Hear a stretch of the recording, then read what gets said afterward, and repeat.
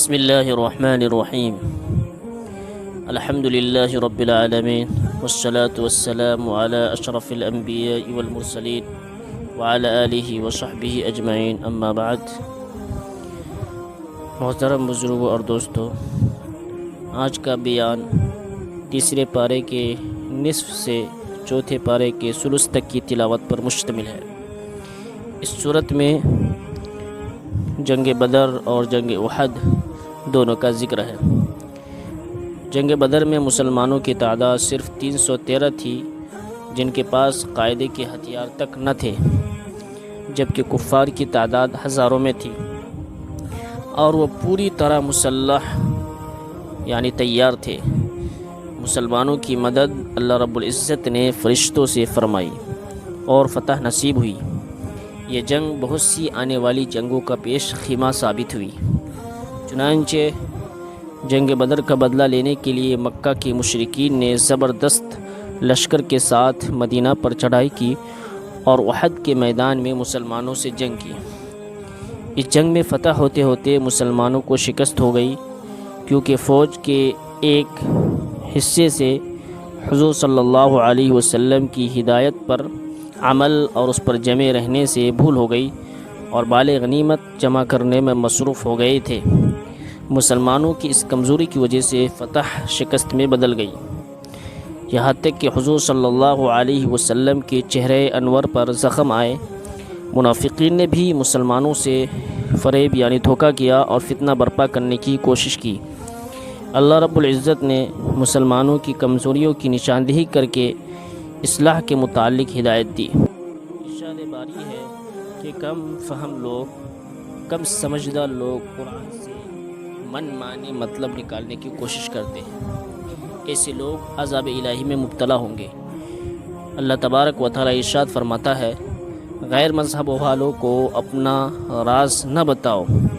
پھر حضرت عیسیٰ علیہ السلام کی والدہ حضرت مریم کا ذکر ہے. اللہ تبارک و تعالی ان کو بے موسم پھل عنایت فرماتے تھے. حضرت زکریا علیہ السلام نے اس کا مشاہدہ کیا، کیونکہ بی بی مریم ان کی کفالت میں پرورش پاتی تھی. حضرت عیسیٰ علیہ السلام بی بی مریم کے بطن سے بغیر باپ کے پیدا ہوئے تھے، جس کی تصدیق خود حضرت عیسیٰ علیہ السلام نے گہوارہ میں بات کر کے کی تھی. پھر ان کے دیگر معجزات کا ذکر بھی کیا گیا.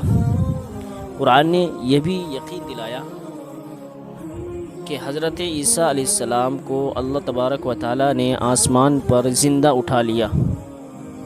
نہ ان کو قتل کیا گیا، نہ سولی دی گئی. رسول اللہ صلی اللہ علیہ وسلم نے خبر دی ہے کہ قرب قیامت میں دجال کو ہلاک کرنے کے لیے حضرت عیسیٰ علیہ السلام نازل ہوں گے اور پھر وفات پائیں گے. لیکن عیسائی اپنی اس عقیدہ پر ہیں کہ ان کو سولی دی گئی تھی. یہودیوں کی طرح عیسائی بھی اسلام کی دعوت کے سخت مخالف تھے.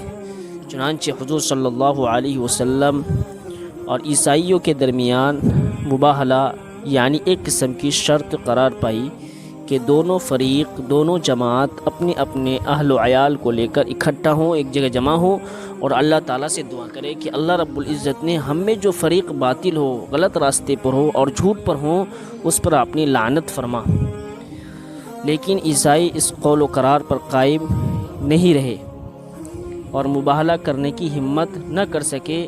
انہوں نے اس عہد کو توڑ دیا اور اللہ تعالیٰ جھوٹی قسمیں کھانے کی سخت ممانعت فرماتا ہے. اللہ رب العزت نے مال و دولت کو بندے کے لیے آزمائش قرار دیا ہے اور بخل سے منع فرمایا ہے.